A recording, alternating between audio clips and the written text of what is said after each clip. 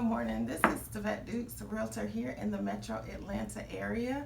Just want to talk a little bit about myself and let you know who I am. I am born and raised in Cocoa, Florida. So that's originally where I'm from. So if you don't know where Cocoa is, it is 45 minutes outside of Orlando. Just think of I Dream of Jeannie, like Cocoa Beach. That's where I'm from.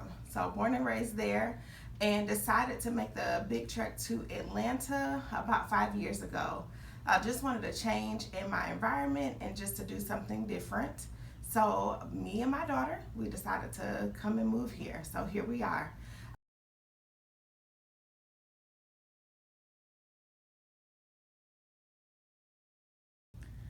So if you're looking to get licensed in real estate, I would definitely suggest taking a reputable class, whether you do it online or in person. My in-person instructor was absolutely amazing and provided great examples, great study materials for me to do it. But I will say that it's definitely on you.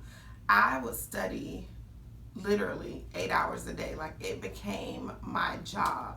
And don't miss a class, because it's like you miss one class and it just snowballs into something else. So definitely make sure that you stay on top of your studies and make sure you study. Make sure that you're doing the in-class work. And I know people say this like there's no dumb question, but there's no dumb question, because you're paying.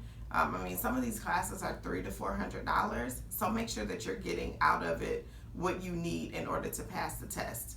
So when you go to, there are different portions of the test. There's a math portion, there's a portion about land, and if I'm honest, I don't really remember. Like, sometimes I'll come into a transaction and I'm like, ooh, I remember this on the test, but it's not something that you utilize all the time. But make sure that you do what you need to do to pass that test. Now, when you go to the different test sites, and they're all over, depends on if you're in the Atlanta area. I took my test in Decatur. It was nerve-wracking, if I'm honest, because there are two different portions of the test. You have your state portion and you have your national portion of the test. And so you're literally in a room probably about this size by yourself, and they're recording you, so you're not doing anything unscrupulous to pass this test. So make sure that you're doing what you're supposed to do. I could hear my heart beating in my chest when I was doing it. I think I had earphones on or something like that, and just going back and forth. When you get to that test, and I was actually just talking to actually one of my cousins that just passed, and she said, you know what you know, and don't go back and change it. Like, when you read that question and that answer pops into your head, like, you know it. Be confident in that, because I've heard, and like I said, I took the test one time, so I'm not saying that I'm a smarty pants, but God was definitely working on my side that day. But I've heard what people say, they have gone back and they've changed answers, and then it makes them change another answer. Know what you know and answer confidently. The biggest thing that I could say for me in taking the test was I went on YouTube.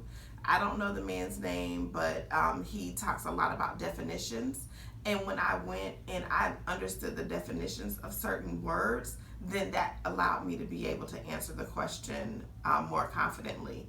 And I would say, if you have a question that's like 4 sentences, really the first 2 sentences are the question and the rest is just fluff to throw you off. Because real estate, if I'm honest, is a lot about it's negotiating, it's problem solving. So I feel like the questions that they give to you, there are some that are just straight black and white, but a lot of it is situational. So you definitely have to, open your thinking cap and use the situation, because every situation is going to be different, which is going to render a certain answer. And so that's why I'm saying make sure that you go to a very reputable instructor that can give you those type of analogies, so that you understand where to put those answers. And that was definitely very helpful for me. Now, after passing the test, I can't really tell you, I couldn't even help you study at this point, because a lot of things that you learn in class are not what you learn day to day doing real estate. Not that I don't understand it, but I can't quote it verbatim. So study to pass the test, and then once you get into real estate, then that's a whole new. For my business, I have the traditional retail real estate business, the realtor, ring ring, hey, how you doing? I like to see 123 Main Street. That's who I am. I'm that realtor. But I do have several investors that I work with that's what they do. I have one investor. He buys, he flips, we sell. Like it's buy, flip, sell, repeat. Buy, flip, sell, repeat. In working with investors, it's for a regular retail, traditional buyer's agent, seller's agent like myself, it sometimes is difficult. And the reason is that a lot of investors don't know their numbers. So it's very important for an investor. So I'll just tell you this. I'll give you this tip. If you're looking to be in real estate or you're currently in real estate and you run across an investor that wants to invest, the question I would ask them, do you know your numbers? And the reason is that if you find them a property that they want to flip per se, and the property is $150,000, and you know that if this property was done correctly in this particular area, it could go for $300,000, right? You know that. But that investor needs to know what his number is that he needs to put in. He needs to have the eye, because I'm not an inspector, I'm not a general contractor, I'm not a plumber, electrician, roofer, landscaper. I'm none of those things. Now, do I understand what some of those things look like and what needs to be done? Yes, because I've been doing it for a while, so there are certain things I'm like, oh, this needs plumbing. Oh, this needs a new roof. But I cannot give them that number. So your investor that you work with, unless you're that type of agent that knows, I'm not that person. So your investor needs to know their number. They need to understand what it takes for them to flip that property. They need to understand the timetable that it takes for them to flip that property. And they also need to understand how they're getting their money. Now, the investor that I work with, he's a 100% cash investor, which I absolutely love. And there's a difference, because you have someone who works 100% with cash, and so therefore he controls everything. He controls where he gets his products. He controls where his work is coming from. He controls his permits. He controls all of those things. But then you may have an investor that's utilizing hard money. And with that, not that they don't control it, but it's monitored differently.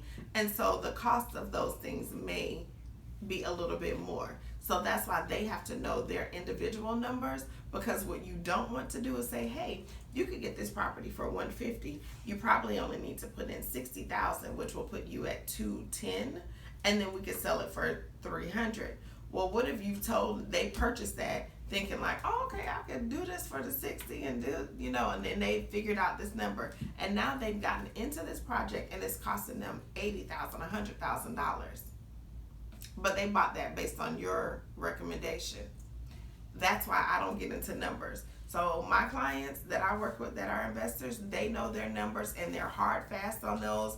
And even though they allow me to be able to help them understand, like, there are certain areas where the end game that we're trying to achieve, they may need a little bit more razzle dazzle on the house to get that number. Where if we're in an area that is kind of first time home buyer, we just need a very solid home, and so they know their numbers for that. So my tip is, when you're working with investors, your investor has to know their numbers. You cannot provide that for them. You can provide education on what the home would sell for, or what other homes in the area are looking like, so as they're doing those renovations, that they're up to par with those properties. But I would not, unless you are, you know your stuff like that, I would not provide them the numbers. They need to know their own.